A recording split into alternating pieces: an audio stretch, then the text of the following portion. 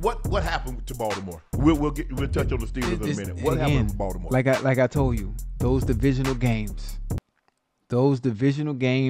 playing Steelers, Ravens, it's always like that. It's dirty, it's grimy, nothing about it is pretty, and you get situations like that in the fourth quarter when you need it most. At times, it's very difficult. It's very difficult when you have someone that knows what you do. They know what you do well. They know how to counter everything that you are going to do, and they know how to stop it. Then you have the personnel in that AFC North. You have the personnel on how to deal with Lamar, how to deal with the runs, how to deal with the RPOs, the play actions. And that's just how those games go in that division. And it's always that way. The games are always close. It's never pretty. It ain't never pretty in the scoring, and it's never high. And it's Cleveland, the Browns, the Bengals, the Steelers. Every game they play is always like that. Very seldom is it a high scoring, a pretty game like we saw tonight with the Cowboys and the Niners. Niners. Yeah, never a blowout like that. Yeah. Always close and ugly. But the Ravens had this game. Right before the half, it's fourth down. There's 20 seconds on the clock, and the Ravens try to get cute. Kick the field goal. Don't talk about, we didn't want to give them a chance to go. Bro, if they go down the field in 16 seconds, if Kenny Pickett can take them down the field and get in field goal range, that's your defense. That's on your defense. You got cute. The center snapped the ball when he wasn't supposed to. And then you end up getting no points. They dropped 5 passes. Everybody knows Nelson Aguilar, his nickname is 50-50. There's a 50% chance he catch it. There's a 50% chance he drop it. Okay, he had a go ball for a touchdown. He dropped it. That's him. Look at it with the Raiders. Go back and look at the Patriots. Go back and look at it with the Eagles. I'm not making this stuff up. No. He has more retriever than receiver. Retriever will pick up something that you throw out there and bring it back to you. A receiver will catch it. So he has more retriever in him. I'll bring it back to you after it's hit the ground, as opposed to catching it on the fly. Don't talk about my dog like that. Don't do him like that. Listen, we all drop balls. But the one he dropped, it was magnified because it was a very important catch that would have given them 6 points. It would have given them 6 points. Rashad Bateman also had an important drop in the end zone as well. They had 5 drops. Yeah. But Lamar threw a horrible interception, Ocho. You can't throw the back shoulder and miss inside. The reason why you throw the back shoulder is because the guy is inside. Right. You cannot miss that bad, Lamar. You've got that's third down, Ocho. At worst case scenario, we've got to come away with points. Forget, even if we don't score a touchdown, Ocho, we can't end the drive with a turnover. Right. We just can't. Shit happens. You've been in that position before. Maybe not in the position of playing quarterback, but understanding the mistakes that happen when pressure situations like that, when you want to win, when you want to be precise, when you want to throw that ball on the back shoulder, on that upfield shoulder away from the DB, sometimes it doesn't come out right. Yes. And that was the result. That was the results for the day. Bro, he's lost his 7th fumble of the season. He's got to do a better job of taking care of the football, Ocho. We can't look. Here's the thing. This is what the coaches always said. Look, guys are going to get beat. They get paid too.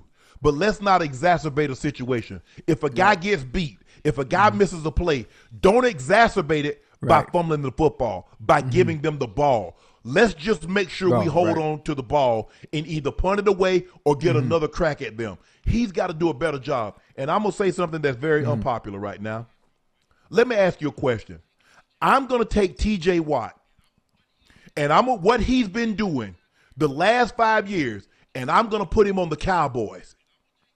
And I'm going to take Micah Parsons with what he's been doing, and I'm going to put him on the Steelers. You still getting the same production? I think T.J. Watt is better. Whoa. I say you still getting the same production. You still getting the same. T.J. Watt had 22 and a half sacks. Go look at the numbers. Go look at the numbers. You say I'm getting the same production. Look at the sack numbers. I'm just okay. How long has Michael been in the league? This is only year 3. This is 3. It's only year 3. Okay. Okay. Let's look at We're gonna put up the sacks. We're gonna put up the sack totals. We're gonna tackle for losses. We're gonna put forced fumbles. Because all I know is T.J. Watt is kicking out the door every time, no matter who they playing. I mean, he and Micah Fitzpatrick are the Steelers defense. They are the Steelers defense. I mean, look, Highsmith was outstanding today. Also, Highsmith had a big strip sack. But I believe if T.J. Watt was doing what he's doing in Pittsburgh, was doing it for the Cowboys, because you got to understand, the Cowboys are on TV every effing Sunday because they draw. So everybody, Fox want them on, CBS want them on, NBC wants them on. Well, there was a time the Steelers were like that, though. It was the time. Oh yeah, they was, but they were. But the Cowboys have always been like that. Even when the Cowboys was bad, the Cowboys was on TV because of that fan base. Absolutely. Yeah, that was before me. But right now, my eyes on a consistent basis, it tells me T.J. Watt is better than Micah. You know what? Everything is based off stats. Everything is based off stats, and that's all we have to go off of. That's all we have to go off of. But I think if you were to ask defensive coordinators or ask other defensive ends, just off an eye test, they are both phenomenal. They're both good. Yeah. So it's a hard choice for me because it's like we judging a beauty contest. We can't have two Miss America. So you got to pick one. Ocho. Well, you got to pick one. I like Micah Parsons. I mean, that's nothing against T.J. Watt. That's like saying Rihanna or Beyonce. Well, goddamn, either way you go, you can't go wrong. You got to take one based on preference. Okay, how about this? How about this? I got one better for you. Michael Jordan or LeBron? What?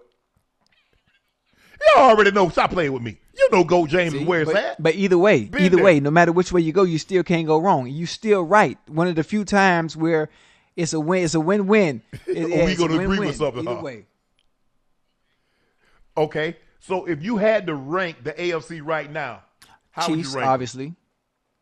I had to over your Dolphins. Yeah. I thought you loved the Dolphins. Yeah, I love the Dolphins, but I am also I want to stay within reality too, based on those who've had 2 Super Bowls in the last 4 years. Chiefs, my Dolphins. I like to say my Bengals are back on track. I like to say my Bengals. So you got them in front of the Bills. Yeah. Oh yeah. Most definitely. And I obviously had the Bills right after that. I would go Dolphins. Whoa. Bills. I test. Yeah. I test. I test. I'm just going eye test. Okay. I'm just going eye test. I stay with that. I'm just going eye test. I got Dolphins, Chiefs,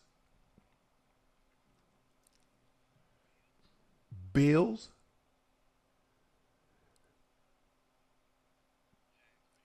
Jags, Bengals. Come on now with the bullshit now.